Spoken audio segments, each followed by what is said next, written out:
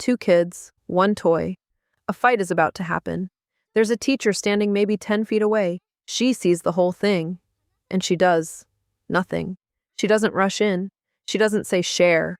She doesn't separate them or hand out a second toy. She just watches.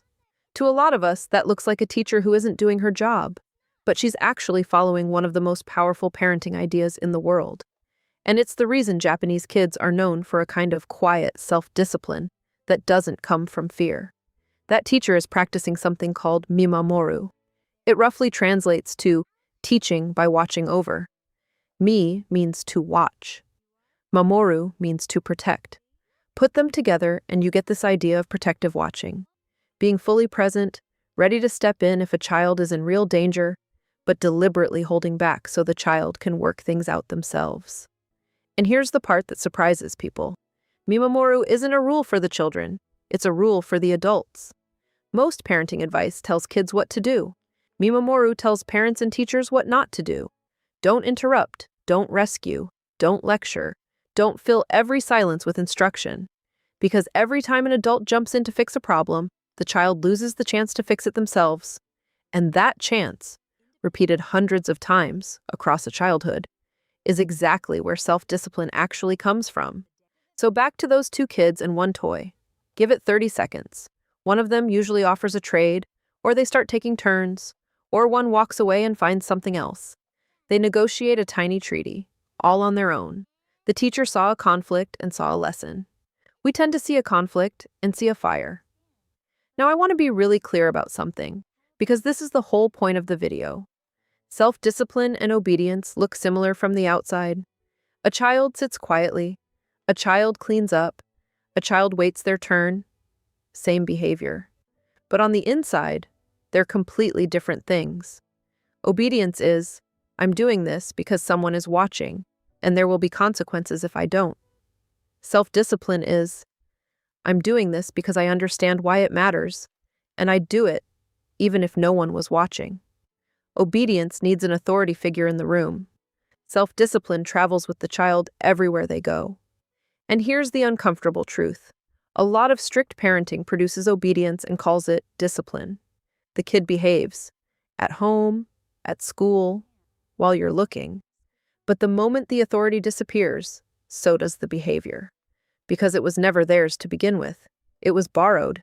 Mimamoru refuses to take that shortcut. It's slower. It's messier. You have to watch a kid struggle with something you could solve in 5 seconds, but it builds the real thing. Because the child isn't performing for an audience. They're developing an internal compass. And an internal compass doesn't switch off when the adult leaves the room. That's the entire difference. Obedience is control from the outside. Self-discipline is control from the inside. And you cannot install the second one by enforcing the first. This isn't just a preschool thing. It's woven through Japanese childhood. In most Japanese schools, there are no janitors for the classrooms. Every day, students clean their own school. They sweep the floors, wipe the windows, scrub the toilets, serve each other lunch, and clear it away. No adult is doing it for them. And the message a kid absorbs is simple but profound. This space is mine to take care of. You don't trash a room, you're going to clean yourself. Responsibility stops being a punishment and becomes a normal, shared part of daily life. You'll also see very young children commuting to school on their own, walking, taking trains, navigating the world without a parent attached. The adults haven't disappeared. The community is quietly watching. But the child gets to feel the full weight of I did that myself. And when conflicts come up, a disagreement, hurt feelings, a group that can't decide something, the default isn't an adult ruling. It's the kids working it out, with a grown-up nearby as a safety net, not a referee. Notice the pattern. In every example, the adult deliberately steps back so the child can step up. The trust is doing the teaching. So why does stepping back work better than stepping in? Psychologists who study motivation talk about the difference between external and internal motivation. External motivation is rewards and punishments, stickers, timeouts, because I said so. It works fast, but it's fragile. and it fades the second the reward or punishment is gone. Internal motivation comes from three things: feeling capable, feeling that you have some genuine choice, and understanding why something matters. Mimamoru feeds all three at once. When you let a child solve their own conflict, they feel capable. When you don't dictate the solution, they experience real choice. And when they live with the result, good or bad, they actually understand why it mattered. There's also something powerful in just letting kids feel the natural consequence of a small mistake. If you spill the water, the table is wet, and now you wipe it up. No lecture required? The situation itself is the teacher, and it's a much calmer, less personal teacher than an angry adult. A child raised this way isn't disciplined because they're afraid of you. They're disciplined because, over thousands of small moments, they've practiced being the person in charge of themselves. Okay, so how do you bring Mimamoru into a normal household, anywhere in the world? You don't need to move to Japan. You need a few small shifts. 1. Add a pause. Before you jump in to fix, correct, or instruct, count to 10 in your head. Most of the time, the child handles it inside those 10 seconds. 2. Let small consequences happen. If it's not dangerous and it's not cruel, let the natural result play out. A forgotten jacket teaches bring your jacket better than any reminder. 3. Replace commands with questions. Instead of clean that up, try, what do you think needs to happen here? One trains obedience. The other trains thinking. 4. Give them something real to be responsible for. A chore that genuinely matters to the household. Not busy work. A real job that the family actually relies on. 5. Stay close. Stay quiet. Mimamoru is not neglect. You are right there, fully attentive, ready to catch a real fall. You're just not narrating every step.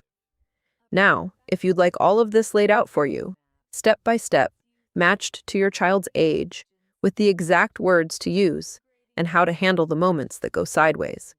That's exactly why I built the Little Independence Plan. It takes everything in this video and turns it into a simple, week-by-week plan you can start tomorrow. I'll leave it linked in the description.